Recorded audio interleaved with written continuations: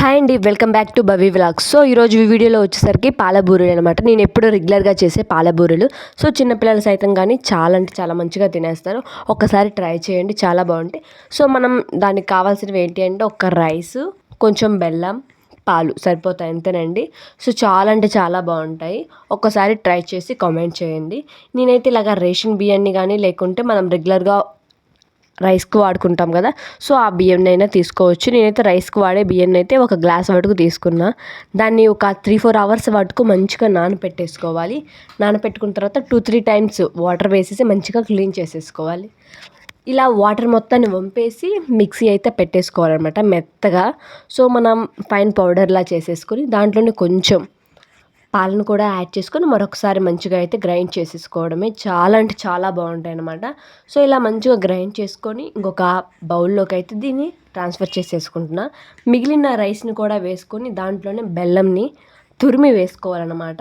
So ఇలా తురిమి వేసుకోవడం వల్ల మనకి బెల్లం అనేది ఉండలు కట్టకుండా నీట్గా మొత్తం అనేది గ్రైండ్ అయిపోతుంది అనమాట. సో ఎక్కడ బెల్లం అనేది తగలదనమాట.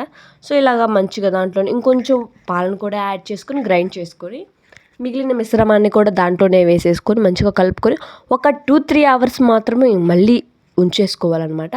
అలా ఉంచుకోవడం వల్ల మనకి పిండి అనేది కొంచెం థిక్గా మారిద్ది అనమాట. లేకుంటే మనం అప్పటికప్పుడైనా సరే ఇన్స్టాంట్గా ప్రిపేర్ చేసుకోవచ్చు. ఎలా ప్రిపేర్ చేసుకోవచ్చు అంటే మనం పొడి రైస్ ఉంటాయి కదా, సో వాటినైనా కానీ మంచిగా గ్రైండ్ చేపించుకొని ఒక దాంట్లో పెట్టేసుకొని అలా ఇన్స్టాంట్గా అప్పటికప్పుడు అయితే ఇలాగా చేసేసుకోవచ్చు. దాంట్లోకి కొంచెం పాలను కూడా వేసుకొని ఒక 2-3 అవర్స్ పాటు ఉంచేసుకుంటే మాత్రం మనకి అప్పటికప్పుడైనా సరే ఇలా మంచిగా చేసుకోవచ్చు. చాలా బాగుంటాయి.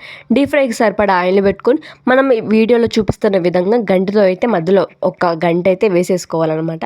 లేకుంటే జారుగా అయిపోయి మొత్తము స్ప్రెడ్ అయిపోతుంది. సో పైన కొంచెం కొంచెం ఆయిల్ కూడా స్ప్రింకిల్ చేసేసుకుంటూ ఇలా మంచిగా డీప్ ఫ్రై చేసేసుకోవడమే. చాలా అంటే చాలా బాగుంటాయి. సో పిల్లలు కూడా చాలా ఇష్టంగా కూడా తింటారు. ఒక్కసారి ట్రై చేయండి. మా బుడ్డోడు మా ఆయన కూడా అయితే మంచిగా తినేశారనమాట. ఒక్కసారి ట్రై చేసి కామెంట్ చేయండి. సో ఇదనేది ఇన్స్టెంట్గా మనం అప్పటికప్పుడు చేసుకునే రెసిపీ అనమాట. మన నా వీడియోస్ నచ్చితే లైక్ చేసి షేర్ చేసి సబ్స్క్రైబ్ చేసుకోండి.